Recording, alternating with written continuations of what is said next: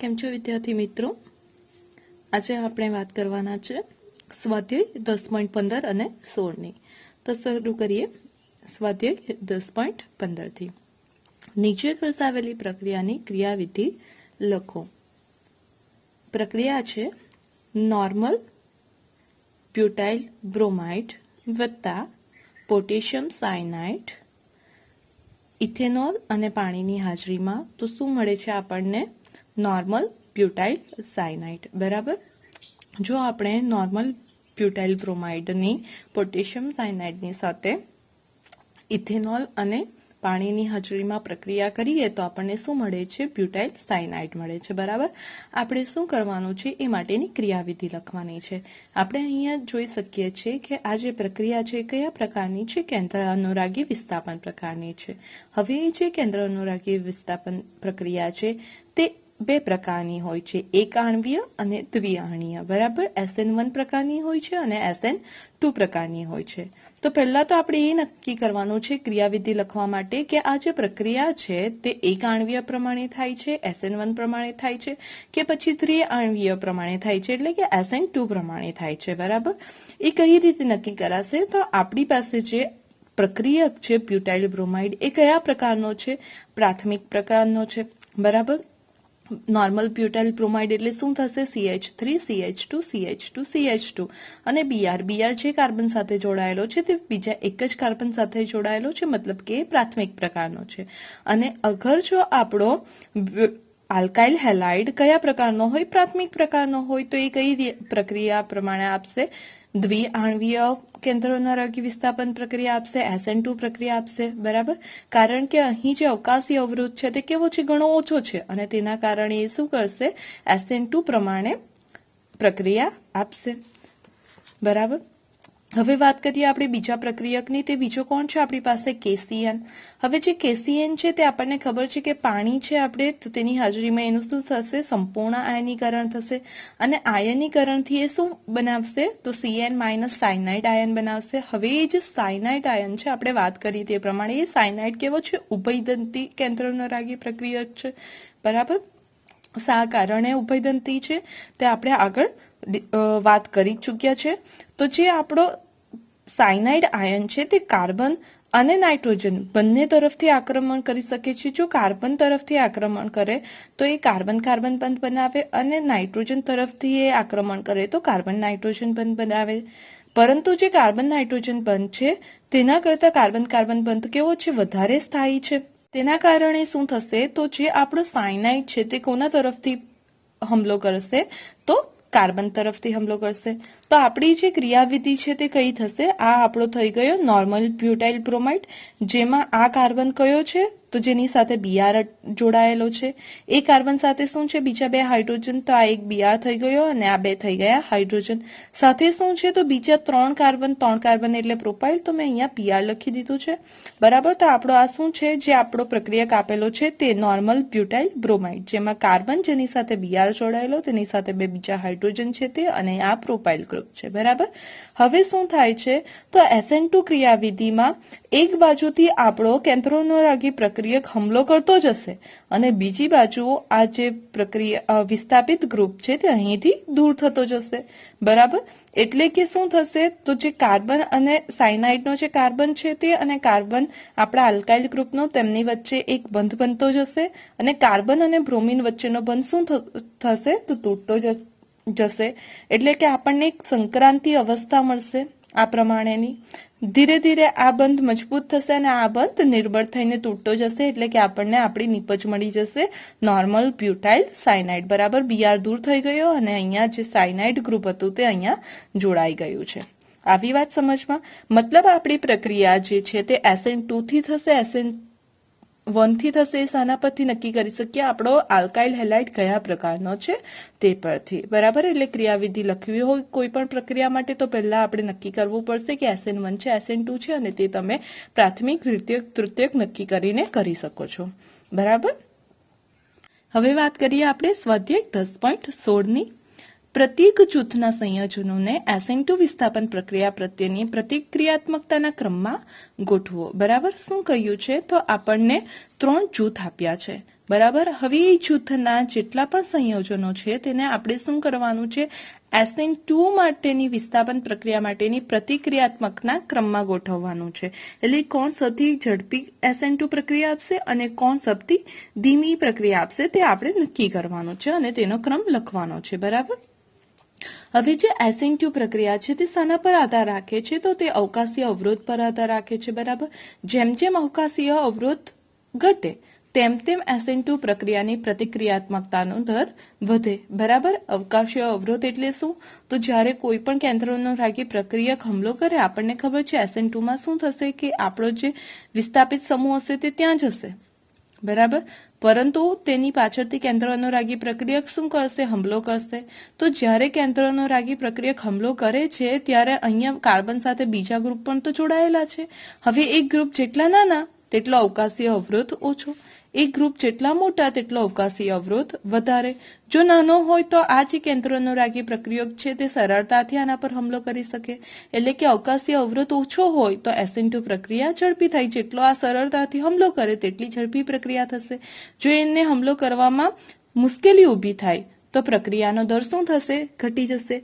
એટલે કે SN2 માટેની પ્રક્રિયાનો પ્રતિક્રિયાત્મકતાનો ક્રમ શું થઈ જશે, તો પ્રાથમિક, પછી દ્વિતીયક અને પછી તૃતીયક. હવે વાત કરીએ આપણે પહેલા જૂથની. તો પહેલા જૂથનું પહેલું સંયોજન છે જેને આપણે ABC નામથી દર્શાવીશું, કારણ કે દર વખતે આ નામ અથવા બંધારણ દર્શાવવા કરતા ABC લખી દઈએ તો સરળતા રહેશે. બરાબર. તો એના માટે મેં ABC નામ આપી દીધા છે. એ શું છે, 2 બ્રોમો 2 મિથાઇલ બ્યુટેન. એટલે પહેલા 4 કાર્બન લઈ લીધા, એમાં બીજા નંબર ઉપર Br અને બીજા ઉપર CH3. હવે અહીંયા જોઈ શકો છો જે કાર્બન સાથે Br જોડાયેલો છે તે બીજા 3 કાર્બન સાથે જોડાયેલો છે, એટલે કે તૃતીયક પ્રકારનો હેલાઇડ થઈ જશે. બીજું સંયોજન B છે 1 બ્રોમો પેન્ટેન. પેન્ટેન એટલે 5 કાર્બન અને પહેલા કાર્બન પર Br. બરાબર. હવે અહીંયા Br જે કાર્બન સાથે જોડાયેલો છે તે બીજા 1 કાર્બન સાથે જ જોડાયેલો છે, એટલે કે આ પ્રાથમિક પ્રકારનો થઈ જશે. ત્રીજા સંયોજનની વાત કરીએ તો તે શું છે, 2 બ્રોમો પેન્ટેન. એટલે 5 કાર્બન અને તેમાં બીજા કાર્બન ઉપર Br. તો Br જે કાર્બન સાથે જોડાયેલો છે તે બીજા 2 કાર્બન સાથે જોડાયેલો છે, એટલે એ કયા પ્રકારનો થઈ જશે, તૃતીયક પ્રકારનો. તો A થઈ ગયો તૃતીયક પ્રકારનો, B થઈ ગયો પ્રાથમિક પ્રકારનો અને C થઈ ગયો દ્વિતીયક પ્રકારનો. બરાબર. અહીં આપણો એ તૃતીયક પ્રકારનો હતો, તેથી આપણે એવું કહી શકીએ કે તેમાં સૌથી વધારે જે અવરોધ નડશે કોને, જે કેન્દ્રાનુરાગી પ્રક્રિયા આવવાનો છે તેને. અને અવરોધ જો વધારે હશે તો પ્રક્રિયા કેવી હશે, ધીમી. મતલબ કે આપણો A છે તે સૌથી ધીમી પ્રક્રિયા આપશે. જે B છે તે પ્રાથમિક પ્રકારનો છે, એટલે કે અવકાશી અવરોધ સૌથી ઓછો છે અને અવકાશી અવરોધ ઓછો હોય તો તે પ્રક્રિયા ઝડપી આપે, એટલે કે આપણો જે B છે તે સૌથી ઝડપી પ્રક્રિયા આપશે. તો આપણા છે 3 સંયોજનો છે તેના માટે SN2 પ્રક્રિયાની પ્રતિક્રિયાત્મકતાનો ચડતો ક્રમ શું થઈ જશે, તો A સૌથી ધીમી આપશે કારણ કે તે તૃતીયક પ્રકારનો છે, પછી C આપશે કારણ કે તે દ્વિતીયક પ્રકારનો છે, અને પછી આપશે B સૌથી ઝડપી પ્રક્રિયા B આપશે કારણ કે તે પ્રાથમિક પ્રકારનો છે. બરાબર. હવે વાત કરીએ બીજા ગ્રુપની. બીજા સમૂહનું બીજા જૂથનું પહેલું સંયોજન છે 1 બ્રોમો 3 મિથાઇલ બ્યુટેન. બ્યુટેન એટલે આપણે લઈ લીધા 4 કાર્બન. એમાં પહેલા ઉપર બ્રોમિન અને બ્રોમિન જેના પર જોડાયેલો છે તેનાથી ત્રીજા કાર્બન પર એક મિથાઇલ સમૂહ. બરાબર. હવે અહીંયા આપણે વાત કરીએ તો જેની સાથે Br જોડાયેલો છે તે કાર્બન બીજા એક જ કાર્બન સાથે જોડાયેલો છે, એટલે કે આ પ્રાથમિક પ્રકારનો છે. આપણો એ થઈ ગયો પ્રાથમિક પ્રકારનો. બીજું સંયોજન છે 2 બ્રોમો 2 મિથાઇલ બ્યુટેન. એટલે કે 4 કાર્બન, તેના બીજા કાર્બન પર Br અને બીજા કાર્બન પર જ CH3. તો જે કાર્બન સાથે Br જોડાયેલો છે તે કાર્બન બીજા 1, 2 અને 3 સાથે, એટલે કે તૃતીયક પ્રકારનો હેલાઇડ થઈ ગયો. તો આપણો B થઈ જશે તૃતીયક હેલાઇડ. C ની વાત કરીએ તો C શું થશે, અહીંયા 2 બ્રોમો 3 મિથાઇલ બ્યુટેન. બરાબર. એટલે 4 કાર્બન, તેમાં બીજા ઉપર Br અને ત્રીજા ઉપર CH3. તો Br જે કાર્બન સાથે જોડાયેલો છે તે બીજા 2 કાર્બન સાથે જોડાયેલો છે, તેથી એ કયા પ્રકારનો થઈ જશે, તૃતીયક પ્રકારનો થઈ જશે. બરાબર. તેથી આપણે અહીં કહી શકીએ અહીં જે B છે એ તૃતીયક પ્રકારનો બ્રોમાઇડ છે, તમે જોઈ શકો છો. અને તૃતીયક પ્રકારનો છે એની સાથે 3 મોટા મોટા આલ્કાઇલ સમૂહ પણ જોડાયેલા છે. જેમ આલ્કાઇલ સમૂહ મોટા તેમ શું થશે, અવરોધ વધશે અને જેમ અવરોધ વધે તેમ પ્રક્રિયા શું થશે? ધીમી થશે. મતલબ કે આપણો જે બી હતો તે સૌથી ધીમી પ્રક્રિયા આપશે, જ્યારે એ છે તે સૌથી ઝડપી આપશે, કારણ કે તે કયા પ્રકારનો છે? પ્રાથમિક પ્રકારનો. તેના કારણે એનો અવરોધ પણ કેવો છે? અવકાશી અવરોધ ઓછો છે. તો જે બીજું જૂથ છે તેના માટે SN2 પ્રક્રિયાનો પ્રતિક્રિયાત્મકતા ક્રમ શું થઈ જશે? સૌથી ધીમી આપશે બી, પછી સી અને સૌથી ઝડપી આપશે પ્રક્રિયા એ. બરાબર. હવે વાત કરીએ આપણે ત્રીજા જૂથની. ત્રીજા જૂથનું જે પહેલું તત્વ છે તે શું છે? 1-બ્રોમોબ્યુટેન, એટલે કે 4 કાર્બન અને પહેલા કાર્બન પર બ્રોમિન. બ્રોમિન જે કાર્બન સાથે જોડાયેલો છે તે કાર્બન બીજા એક કાર્બન સાથે જોડાયેલો છે, તેથી તે થઈ જશે પ્રાથમિક પ્રકારનો. બીજી વાત કરીએ 1-બ્રોમો-2,2-ડાયમિથાઇલ પ્રોપેન. બરાબર. પ્રોપેન છે એટલે કે આપણા 3 કાર્બન, તેમાં પહેલા ઉપર Br અને બીજા કાર્બન ઉપર 2 CH3, કેમ કે 2,2-ડાયમિથાઇલ છે. હવે અહીં વાત કરીએ તો જે Br જોડાયેલો છે કાર્બન સાથે, તે કાર્બન બીજા એક જ કાર્બન સાથે જોડાયેલો છે, તેથી એ પણ પ્રાથમિક પ્રકારનો થઈ જશે. ત્રીજું સંયોજન છે આપણું 1-બ્રોમો-2-મિથાઇલ બ્યુટેન. બરાબર. હવે અહીં બ્યુટેન એટલે 4 કાર્બન, પહેલા ઉપર Br અને બીજા ઉપર CH3. તો તમે જોઈ શકો છો કે આપણો Br જે કાર્બન સાથે જોડાયેલો છે તે બીજા એક જ કાર્બન સાથે છે, એટલે કે આ પણ પ્રાથમિક પ્રકારનો છે. ચોથા સંયોજનોની વાત કરીએ તો 1-બ્રોમો-3-મિથાઇલ બ્યુટેન, મતલબ કે 4 કાર્બન, તેમાં પહેલા પર Br અને ત્રીજા ઉપર થઈ જશે CH3 સમૂહ. અહીં પણ Br જે કાર્બન સાથે જોડાયેલો છે તે કાર્બન બીજા એક સાથે જ જોડાયેલો છે, એટલે એ પણ થઈ જશે પ્રાથમિક. તો આપણું જે ત્રીજું જૂથ છે તેના 4 સંયોજનો, 4 સભ્યો પ્રાથમિક હેલાઇડ છે. જો આપણી પાસે પ્રાથમિક, દ્વિતીયક, તૃતીયક હોય તો આપણને ખબર છે કે SN2 પ્રક્રિયા માટેનો ક્રમ શું છે? પ્રાથમિક સૌથી ઝડપી, પછી દ્વિતીયક અને પછી તૃતીયક. પરંતુ અહીં તો બધા જ પ્રાથમિક છે, તો આપણે જોવાનું રહેશે શું? અવકાશીય અવરોધ. વાત કરીએ એની, તો અહીંયા કોઈ પણ વિસ્થાપિત સમૂહ નથી. બરાબર. અહીંયા બીજો કોઈ પણ આલ્કાઇલ સમૂહ જોડાયેલો નથી, અહીંયા કોઈ પણ શાખા નથી, અને શાખા નથી એટલે કે એનો અવકાશીય અવરોધ કેવો થશે? ઓછો.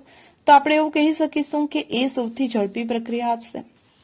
જો બી ની વાત કરીએ તો Br જે કાર્બન સાથે જોડાયેલો છે તેની બાજુનો કાર્બન પર બીજા 2 વિસ્થાપિત સમૂહ છે, બીજી 2 શાખા છે, અને એ બંને સમૂહ CH3 છે. અને આલ્કાઇલ સમૂહ તો કદમાં કેવા હોય? મોટા. જો એ કદમાં મોટા હોય તો એનું કદ વધારે, એટલે કે નવા સમૂહને આવવા દેતા નથી. કેન્દ્રાનુરાગી પ્રક્રિયક જે એના પર આક્રમણ કરશે આ કાર્બન પર, તેને સરળતાથી આવવા દેશે નહીં, કારણ કે આનું કદ કેવું છે? મોટું છે. એટલે શું થઈ જશે? તો આપણો જે અવરોધ છે વધી જવાનો, તેના કારણે આ શું આપશે? ધીમી પ્રક્રિયા આપશે. અહીં તો 2 હતા.